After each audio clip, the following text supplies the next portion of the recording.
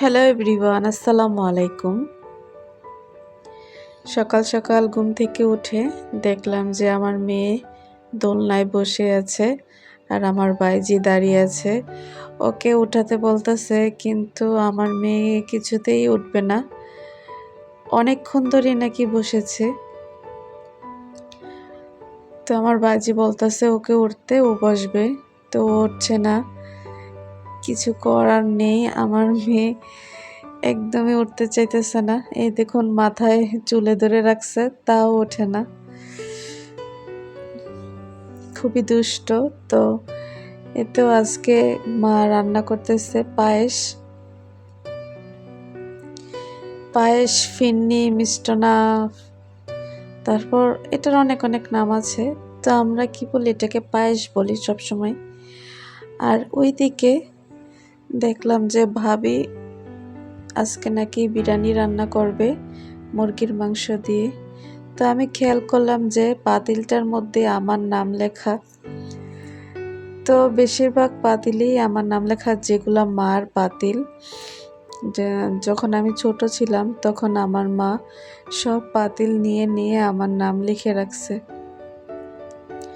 আর এদিকে ভাবি মাংসর জন্য, এই বিরিয়ানি মাংসর জন্য প্রথমেই পেঁয়াজ কুচি ভাজাভাজি শুরু করে দিয়েছে। তো ভাবি আজকে অন্য স্টাইলে বিরিয়ানিটা রান্না করবে। তো আগে মাংসটা ভালো করে কষিয়ে নিচ্ছে। তো আমি কিন্তু মুরগি দিয়ে বিরিয়ানি রান্না করলে মুরগিটা ভেজে নেই, আর ভাবি কিন্তু না ভেজেই বসিয়েছে। বলতেছে এই তেলে নাকি ভাজা হয়ে যাবে। প্রথমে হালকাভাবে একটু কষিয়েছে, তারপর ভাজা ভাজা করলো দেখলাম। তো এটা হচ্ছে ছোট ভাবির হাতের রান্না অনেক মজা হয়, মানে অনেক কিছু বেশি বেশি দেয় যে কোনো রেসিপিতে, তাই ওনার খাবারটা অনেক মজা হয়। বড় ভাবিও রান্না করতে পারে, দুইজনেই রান্না করে। আমার মা এখন অনেক আলসা হয়ে গেছে। আমার ভাইদের বিয়ে করার পর আমার মা কোনো স্পেশাল খাবার রান্না করে না, সব আমার ভাবিদের গাড়ে ফেলিয়ে দিয়েছে। আমি যখনই বেড়াতে আসি তখনই দেখি আমার ভাবিরাই রান্না করে, মা কোনো স্পেশাল খাবার রান্না করে না। মা শুধু মাছ তরকারি, তারপর হচ্ছে ভাত, ডাল, ভর্তা, ভাজি এগুলো রান্না করে। আর স্পেশাল খাবারগুলোতে ভাবিদেরকে বসিয়ে দেয় রান্না করতে, আর ভাবিরাও খুব ভালো করেই রান্না করে। তো এই যে ভাবি প্রথমে মাংসটাকে কষিয়েছে, তারপর একটু ভাজাভাজি করছে, এখন সব মশলা অ্যাড করে দিচ্ছে। আর চুলার হিট খুবই কম, গ্যাস নাই। তো আমাদের শ্বশুরবাড়িতে তো আর আগেই গ্যাস নাই, গ্যাস খুবই কম। তো বাপের বাড়িতে একটু গ্যাস দেখা যায়। আমার শ্বশুর বাড়িতে তো আমরা রাতের বেলা রান্না করি, আর আমার মায়ের বাড়িতে যতটুকু গ্যাস আছে তো আলহামদুলিল্লাহ তাদের রান্না বান্না হয়। আর এই যে ভাবি মশলা টশলা দিয়ে দিল, সব কিছু বিরিয়ানির মশলাটাও লাস্টে অ্যাড করে দিল। তো এক একজন এক এক স্টাইলে রান্না করে, আমি করি একভাবে, ভাবি করে একভাবে, আরেক ভাবি করে আরেকভাবে। তো ঘুরে ফিরে সব রান্না একই, লাস্টে এটাকে বিরিয়ানিই বলে। তো যাই হোক, চুলার পাশে বসে আছি, তো ভাবির সাথে গল্প করতেছি আর ভিডিও করতেছি। তো ভাবি ভিডিও করা দেখে বলতেছে, দেখেন গাইস, এখন এটা বলবে সেটা বলবে, অনেক দুষ্টামি করতেছিল। তো এই যে একটা লোভনীয় মাংস হয়ে গেছে এখানে, কষা মুরগির মাংস কষাটা দেখতে খুবই সুন্দর লাগছে। আমি এখানে একটা শর্টস ভিডিও নিয়েছিলাম। আর এইদিকে পায়েসের বলকটা আসে না কি অবস্থা।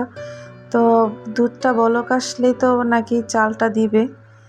এইদিকে আমার ভাবিরা চাল না ভাঙিয়ে আস্ত চাল দিয়ে দিয়েছে। তো দুধটা বলক না আসাতেই চাল দিয়ে দিয়েছে। অনেক সময় লাগতেছে দুধটা বলক আসতে, তাই বলক না আসতেই চালটা দিয়ে দিলাম। তো এখন দেখতেছি চালটা ফুটে উঠছে কিনা। চালটা ফুটলে চিনি দেওয়া হবে। তো চালটা কিন্তু অনেক সুন্দরভাবে ফুটে উঠেছে দেখলাম, আর বলকটাও এসে পড়েছে। তো পায়েস অনেকটাই অর্ধেক হয়ে এসেছে, এখন খালি ঘন হওয়ার পালা। ডাল ঘুটনি দিয়ে একটু ঘুটে দেওয়ার পরে দেখলাম যে একদম পারফেক্টভাবে হয়ে গেছে। তো ভাবি এইদিকে মাংসটা নামিয়ে এখন বিরিয়ানির চালটা ভাজাভাজি করতেছে পোলাওর জন্য।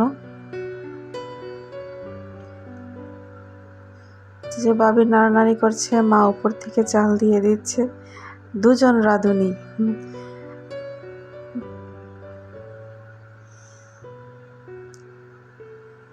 তো বিরিয়ানিটা দেখতে যে সুন্দর হয়েছে, খাওয়ার সময় কিন্তু এত একটা টেস্ট পাইনি, কারণ মুরগির মাংসের বিরিয়ানি বেশি মজা হয় না।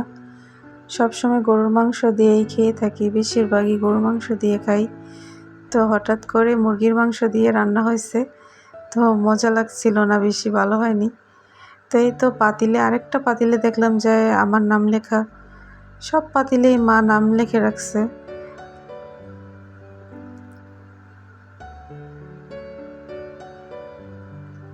তো ভাবির নাড়াচাড়া শেষ, এখন মনে হচ্ছে গরম পানি দেওয়ার পালা। এই যে ফোটায় রাখছে পানি আগে থেকেই। এই যে ভাবির হাতে গরম লেগেছে, তাই মা হেল্প করছে, মা একটা থেকে আরেকটা উঠিয়ে দিচ্ছিল। তো মেপে মেপে পানি দিতে হয়, মনে হচ্ছে 4 মগ চাল দিয়েছিল, এখন মনে হচ্ছে 8 মগ দিবে নাকি 6 মগ, বলতে পারি না, গণি নাই।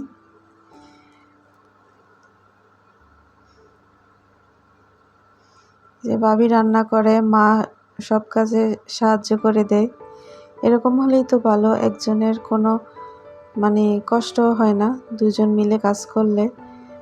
তা আমার শ্বশুর বাড়িতে কিন্তু আমি একাই কাজ করি, কারণ আমার শাশুড়িরা আলাদা, আমরা আলাদা, তাই একা একা রান্না করি। আর এইদিকে মা আর ভাবি একসাথে মিলেমিশে কাজ করে, ভালোই লাগছিল দেখতে।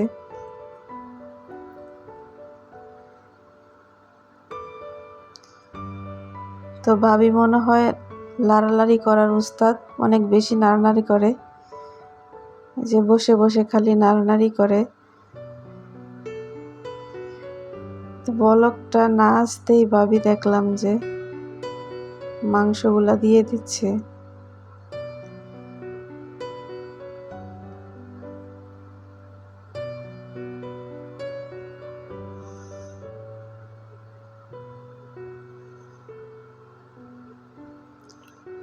এখন মনে হচ্ছে একটা বলক আসলে ঢেকে দমে দিয়ে দিবে। আমি রিল্যাক্সে বসে বসে ভিডিও করতেছিলাম, আর যে রান্না করে তার তো সবকিছু মনে রাখতে হয়। তো ভালোই তো, ডিসেম্বর মাস উপলক্ষে বাপের বাড়িতে গিয়ে 4 দিন আরামায়েশে কাটিয়ে দিলাম। মা আর ভাবি রান্না করছে, আমি শুয়ে বসে খাই দিয়ে ঘুমিয়ে সময় পার করেছি, আর মাঝে মাঝে একটু ভিডিও করেছি।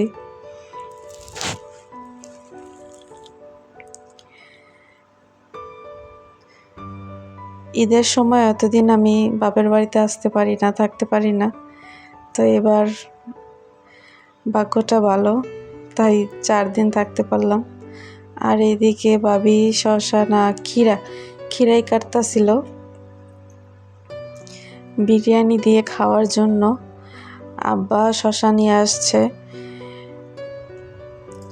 শসা না তো ক্ষীরা, এগুলাকে ক্ষীরা বলে, আমরা ক্ষীরা বলি, আপনারা এটাকে কি বলেন সবাই কমেন্টসে জানাবেন। ছোট ক্ষীরা। তো এখন ক্ষীরার সিজন, শীত আসলেই ক্ষীরা বেশি দেখা যায়। আর এই তো বিরিয়ানিটা হয়ে গেছে। তো ভাবিকে বললাম একটু ঢাকনাটা উঠায় দেখাইতে, তো ভাবি দেখালো। আর এই তো সবাইকে মা বেড়ে বেড়ে দিচ্ছিল, বাচ্চাদেরকে, তারপর আমাদের বড়দের সবাইকে। এখানে ভাবি আছে, বাইজি আছে, আমার 2 মেয়ে, আব্বা আর মা, দাদি একটু পরে আসবে।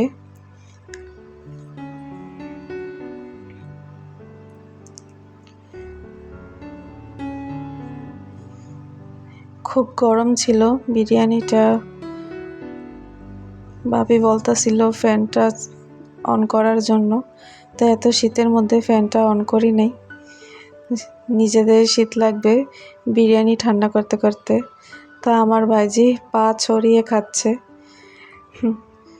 মাশাল্লাহ। তো আজকের মতো এ পর্যন্তই। সবাই ভালো থাকবেন, সুস্থ থাকবেন। আল্লাহ হাফেজ।